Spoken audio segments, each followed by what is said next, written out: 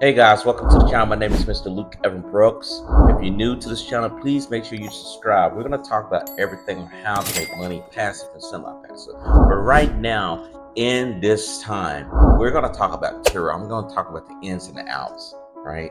So definitely you don't want to miss out. We're going to make sure that you get everything and get educated. But today we're going to talk about one thing in particular, scaling your Turo fleet.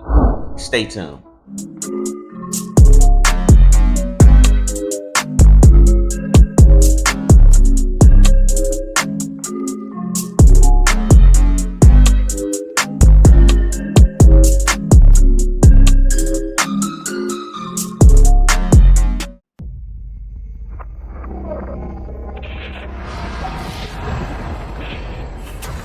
Okay guys, if you're new, again, like I said, make sure you subscribe to the channel. This is where you get every single update that I put out with my videos, right? I give you everything, the latest and greatest, teach you a lot of things here.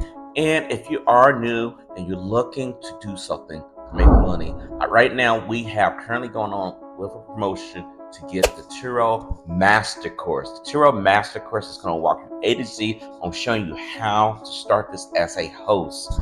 Become not just a host, but become an all-star host where you get special benefits, you get perks.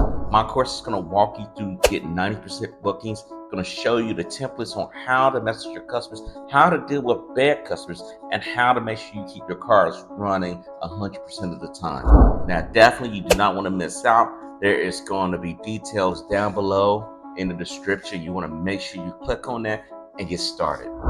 And also, we have a special promotion going on, or a contest, I would say, going on, where we're getting 2,500 subscribers on this channel.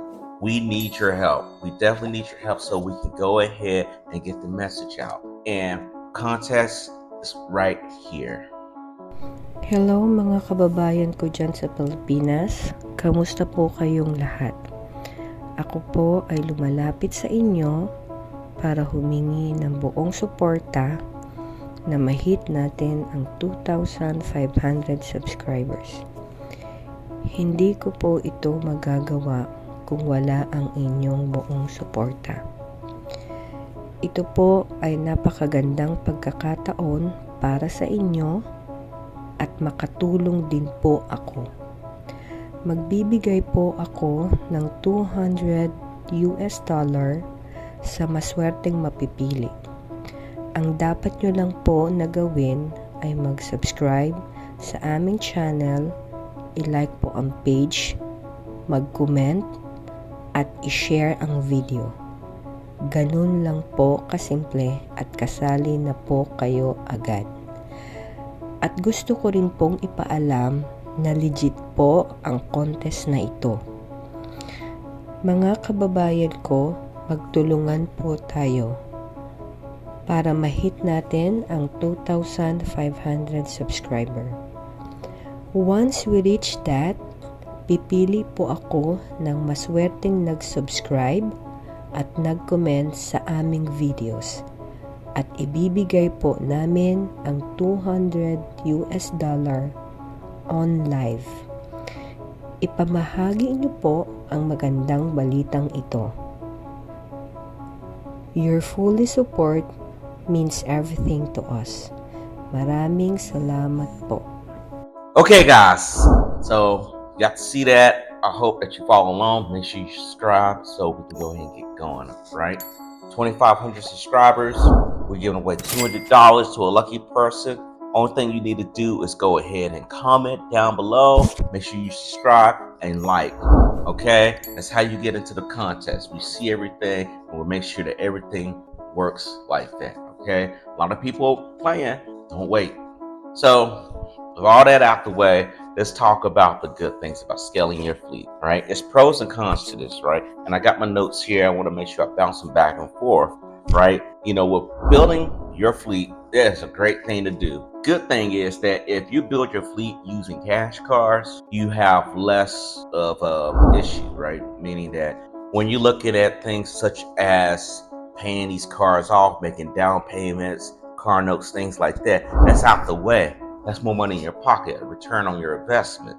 Another thing with having cash cars is that they already have been worked out. I usually get used cash cars. I don't go for brand new cash cars because the reason is that cars that are brand new have recalls.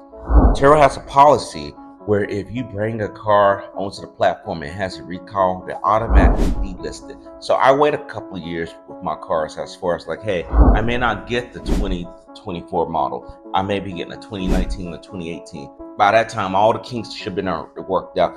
It's still a brand new car, fairly new, and we make sure it's good to go. Now, the cons to that is, right, if you get too many cars, you scale too fast, you're gonna go over your operation expense, depending on how much money you're putting in here, right? You gotta track your expenses. You have to track your maintenance. Those things can bite you in your butt. If you set your price too low, you keep it too long at a low price, at the end of the day, you're not paying off any type of expenses, whether it's insurance that you have, whether it is your car note, if you decide to finance cars. I'm seeing people have nightmare stories where they have their cars and they say, I need help.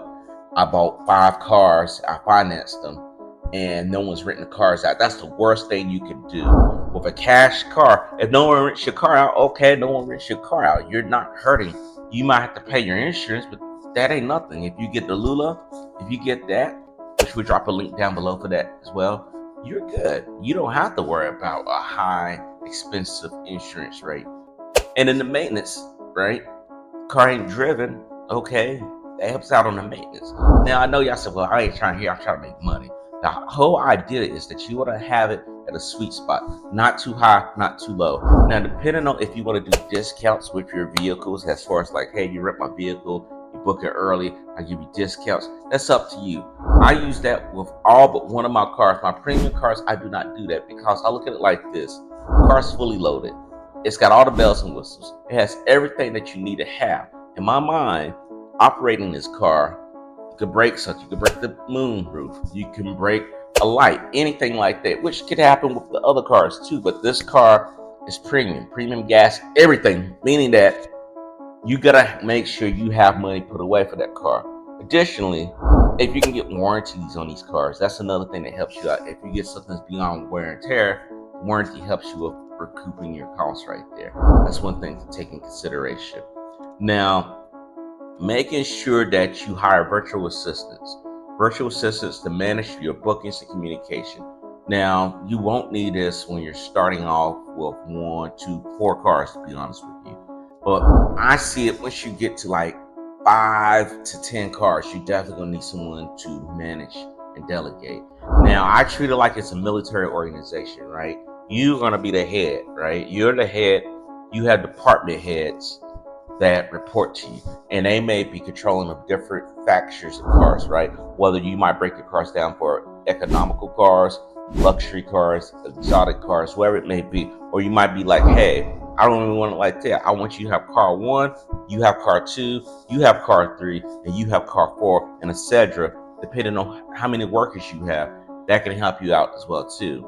Is it hard to manage by yourself? No, not really. But once you start getting in numbers right there, you want to make sure you have someone who's tracking all those things that we talked about before, because then you're going to get swamped down. You should be easily go to that person, your virtual assistant, and say, hey, what's coming up with the maintenance on this vehicle? And they can tell you. You can look at the thing yourself, but we're talking about a timely thing. You're trying to get on there and get off as soon as possible, meaning that you don't want to be looking at reports for 3 or 4 hours a day. You want to make everything run smoothly, and it shouldn't take them 3 or 4 hours. If you're talking about a particular car that they're in charge of, as far as virtually making sure everything's done, they should be able to give you that report within minutes. One thing that I will say too is that you want to analyze the data. Now, a few videos back, we talked about Turex, right? You want to get that. It's basically a Chrome application that allows you to go ahead and look at prices of your competitors, no matter where they at in the United States. I can look at this, pull the data, and see what my competitors are doing. Now, I recommend you doing this at least once a month, maybe twice, depending on how your market is.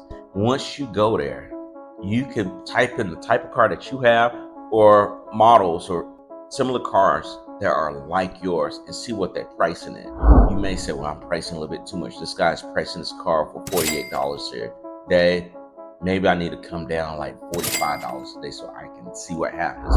There's nothing wrong with that. You can actually click on their profiles too. Once you pull that data, you can see how they list the vehicle, how many trips they get, what is that maintenance cost on these vehicles, and it gives you an idea. Not only gives you an idea of how you need a price, it tells you what's hot on the market. If this guy's got a Nissan Sentra and it's being rented out like almost monthly, every month it's booked out solid. Maybe you said, well, maybe I need to get a Nissan Sentra because there's someone in this market that are booking out Nissan Sentras like crazy.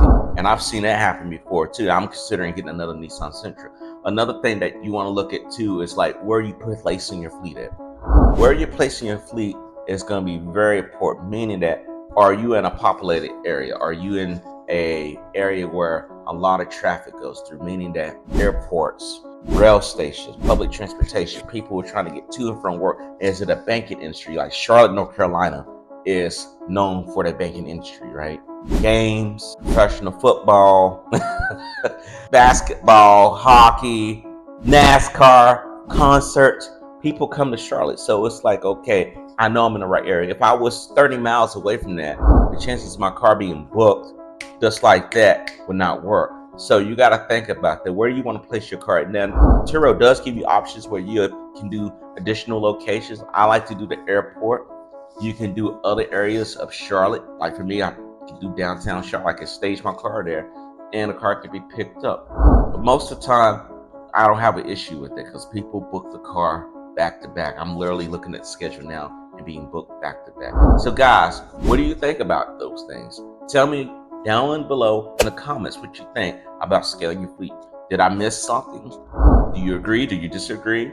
What's your take as a host if you're a host? If you think about being a host, what do you think? Let me know down below. Now, again, don't forget, Turo Masterclass is available to you.